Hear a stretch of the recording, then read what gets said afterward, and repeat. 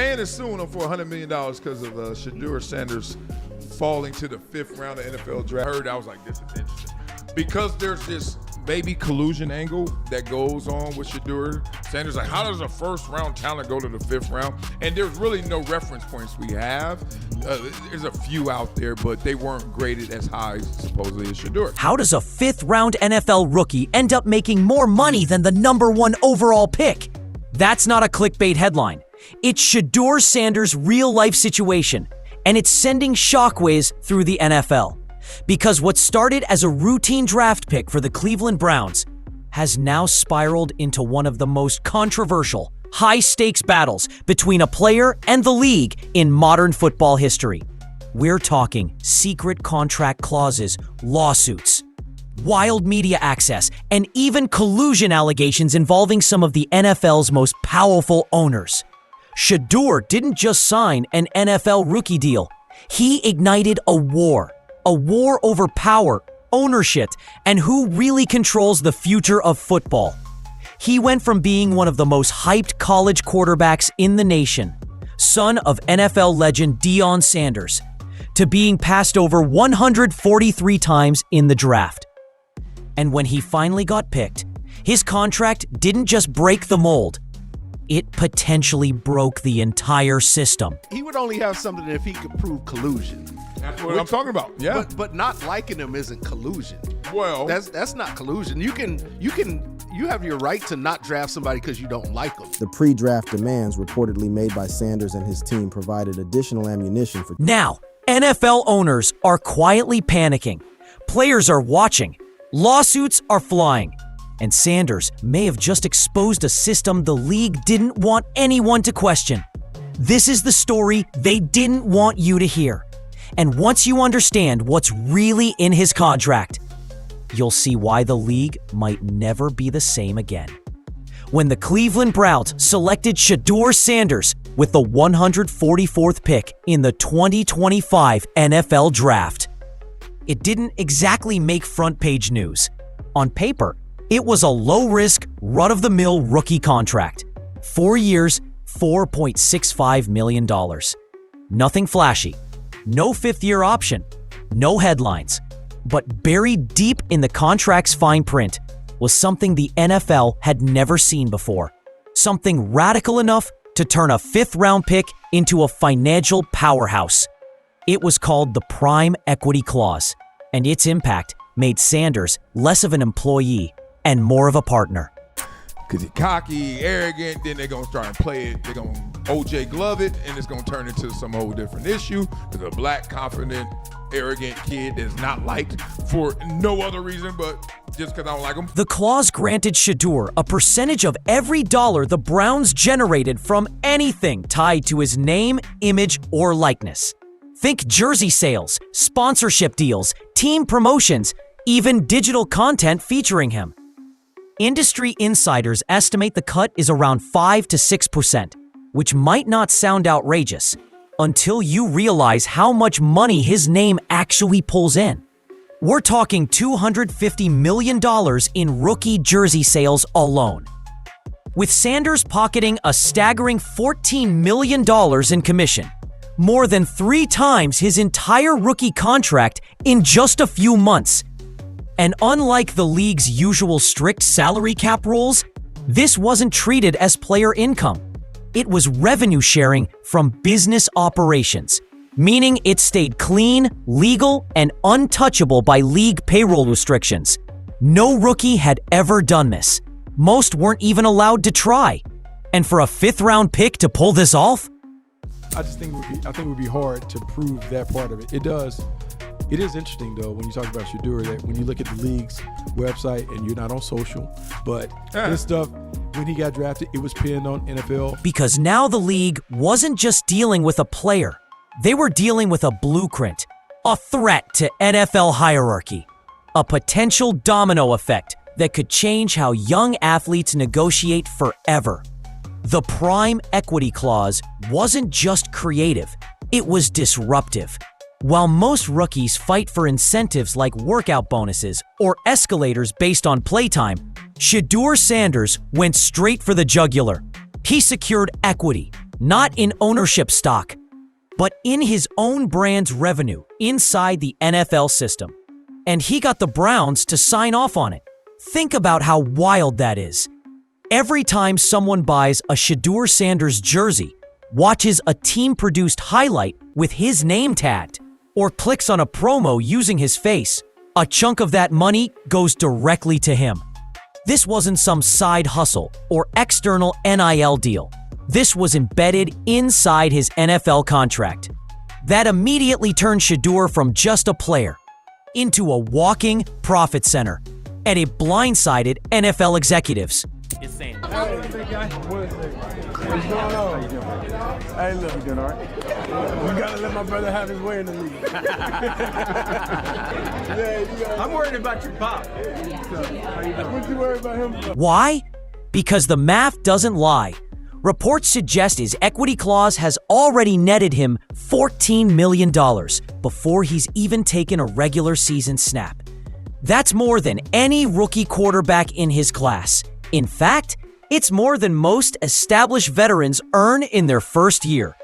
Even more groundbreaking, Sanders also gained full ownership of his personal media: Instagram, YouTube, Twitch, plus the unprecedented right for his brother, Deion Sanders Jr., to film behind-the-scenes NFL content.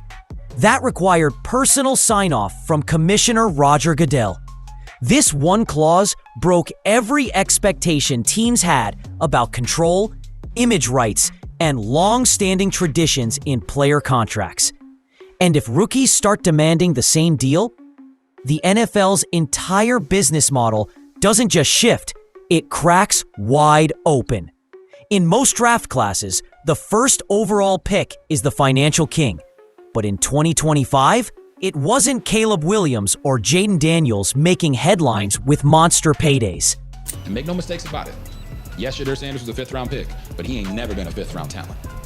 That's why in his mind, he is saying, I can change a franchise if you give me the opportunity to. It was Shedeur Sanders, drafted 144th overall, who quietly became the highest-paid rookie in the league, while Caleb signed a $39.4 million deal with over $25 million guaranteed. Shedeur's base was a modest $4.65 million. But base salary was never the play. Thanks to his equity clause, plus carryover income from college NIL partnerships, Sanders' real earnings in year one have been estimated between $18 million and $37 million. That's nearly 10 times what most fifth-round picks ever see. And it didn't stop there. Sanders' endorsements surged alongside his media presence, with brands like Nike, Beats by Dre, Gatorade, Mercedes-Benz, and Urban Outfitters joining his portfolio. His existing NIL valuation of around $6.5 million seamlessly rolled into his pro career, giving him influence far beyond his draft slot. This wasn't just about money. It was about leverage. So when people say, hey, they're setting him up for failure, this is what they're talking about. I believe the Browns have good intentions for all the quarterbacks in their room. The international implications of Sanders' contract. Sanders showed every athlete, if you build your brand, control your image, and negotiate with vision, you don't need to be a top 10 pick to reach top-tier earnings. He hacked the system, and that terrified the people who built it. Because if one fifth-rounder could flip the rookie pay scale on its head, what's stopping a top pick from demanding even more? Behind closed doors, NFL owners weren't just uncomfortable with Shedeur Sanders' contract. They were flat out furious. To them, Shedeur's deal wasn't innovative, it was dangerous. They saw it as the first crack in a system they'd spent decades protecting.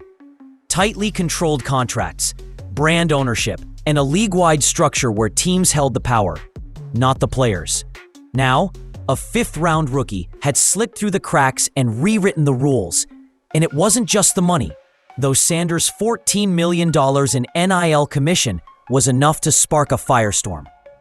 The real panic began when they realized he controlled his media. Most NFL players can't post team-related content without league approval.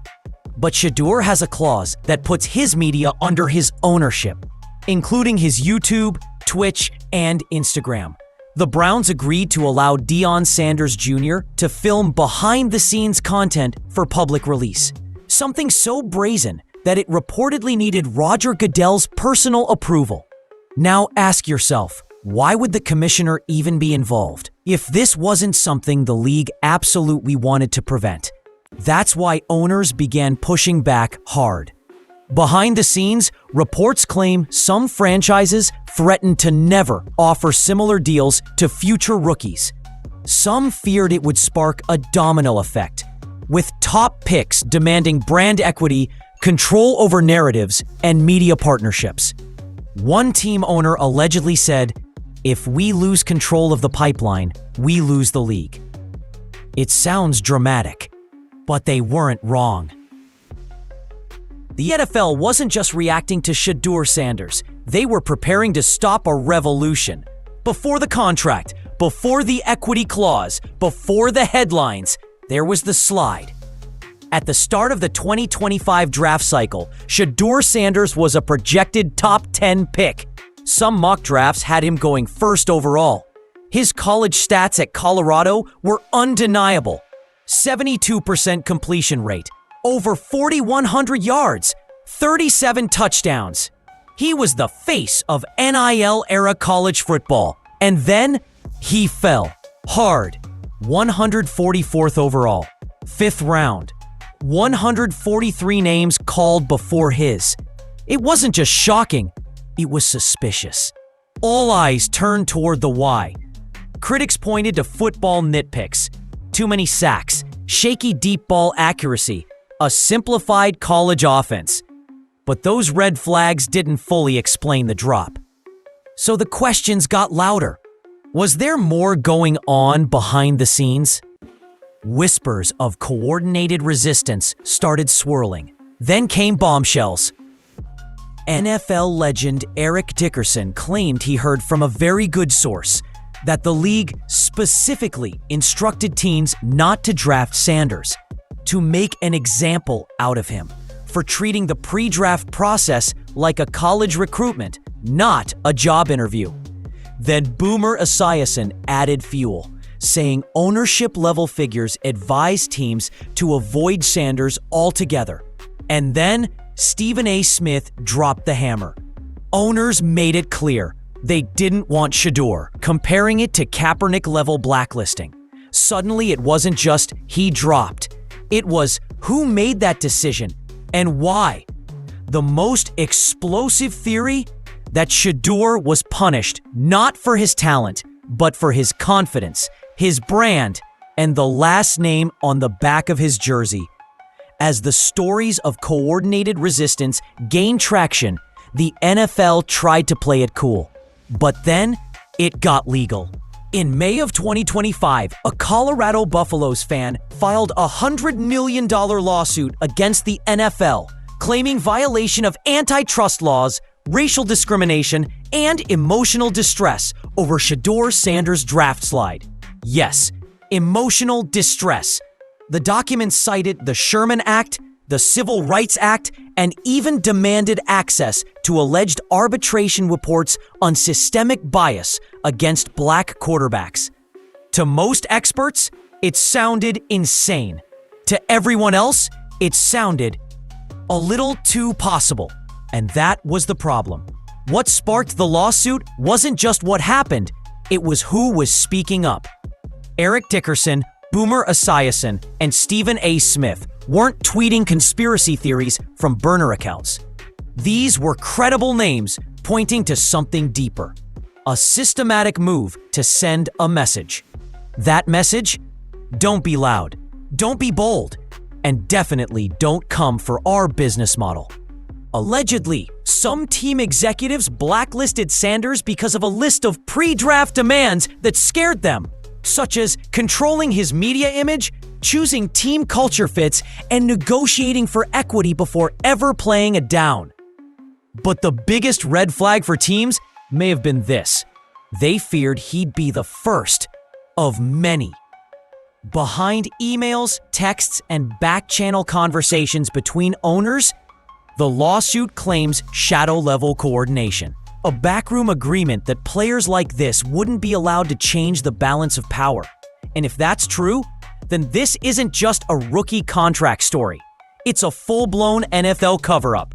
By the time Shedeur Sanders reported to Browns training camp, it wasn't just the NFL he was fighting. It was his own building. Reports quickly leaked that owner Jimmy Haslam, who initially greenlit Shedeur's unique deal, was now pulling back behind the scenes. Despite months of planning with the Sanders camp, Haslam allegedly began distancing himself, even fueling speculation that the Browns were still scouting quarterbacks like Arch Manning. Behind closed doors, the message was loud. They gave Shedeur the deal. But some never wanted him there in the first place. Then came his preseason debut. At first, it was promising. Against the Panthers, Sanders threw for 138 yards and 2 touchdowns. Fans finally had something to rally behind, but the honeymoon didn't last long. In his final preseason game against the Rams, Shedeur took 5 sacks, threw an interception, and looked overwhelmed. Critics, former NFL QB Robert Griffin III called it out directly, saying the Browns were setting him up to fail. Media narratives exploded, turning every incomplete pass into a referendum on his contract, his father, and the entire Sanders brand. It was never just about football anymore. And with every snap, it felt less like a fair competition and more like a calculated test. Would Shedeur shrink under pressure or prove he deserved to play by his own rules? Inside Cleveland, tensions were boiling. Outside, an entire generation of athletes was watching and taking notes. In just a few short months, Shedeur Sanders went from draft afterthought to the most disruptive rookie in NFL history. And whether he succeeds on the field or flames out under the pressure, it might not even matter, because the ripple effects of his contract and the war it started are already being felt far beyond football. Agents across the NFL are already studying Shedeur's deal like a blueprint. NBA and MLB players are reportedly asking about personal equity language. European soccer clubs quietly exploring NIL-style incentives. What used to be impossible suddenly feels inevitable. And when the NFL's next collective bargaining agreement rolls around in 2026, Shedeur's name will be on every team owner's mind. Because now, players know the system can bend. The only question is, how far?